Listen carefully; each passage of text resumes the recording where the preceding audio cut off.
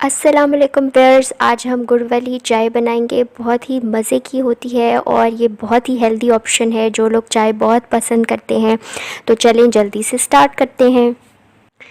हाँ जी, तो यहाँ पर सबसे पहले हमने एक नॉर्मल चाय का कप लिया जो कि हम घर में इस्तेमाल करते हैं, और हमने 1 कप दूध और 2 कप पानी डाल दिया।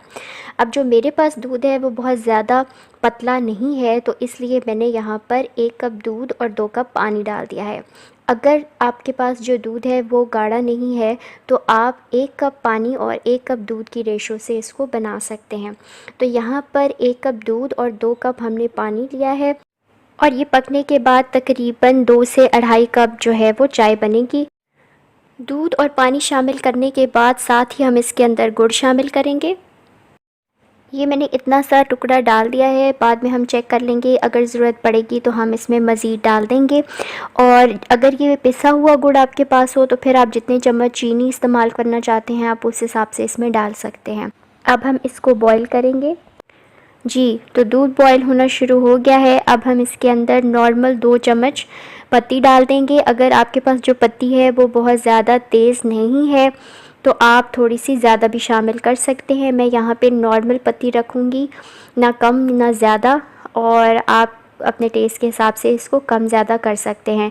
तो पत्ती शामिल करने के बाद अब हम इसको पकाएंगे। हमने इसमें चमचा भी चलाते रहना है और 2 से 3 मिनट हम मीडियम फ्लेम के ऊपर इसको पकाएंगे ताकि ये अच्छे तरीके से पक जाए।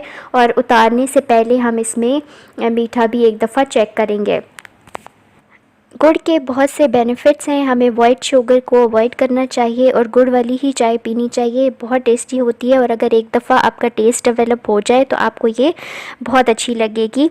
इसके बहुत से फ़ायदे हैं, जैसे कि ये डायबिटिक पेशेंट्स के लिए बहुत अच्छी होती है, आपके ब्लड प्रेशर लेवल्स को मेंटेन करती है और आपकी इम्यूनिटी को भी स्ट्रॉन्ग करती है। हाँ जी, तो चाय को पकते हुए 3 से 4 मिनट हो चुके हैं। आप देख सकते हैं कि इसका कलर काफ़ी अच्छा सा आ चुका है। मैंने चेक किया है इसमें मीठा थोड़ा सा कम है, तो मैंने एक छोटा सा टुकड़ा गुड़ का और डाल दिया है और बस ये जल्दी से मेल्ट हो जाएगा। और हम तकरीबन कुछ सेकंड्स इसको पकाने के बाद इसमें फ्लेम ऑफ़ कर देंगे और हमारी मज़ेदार गुड़ वाली चाय बिल्कुल तैयार है। आप देख सकते हैं इसका कलर कितना अच्छा है और एकदम कड़क और मज़ेदार चाय है।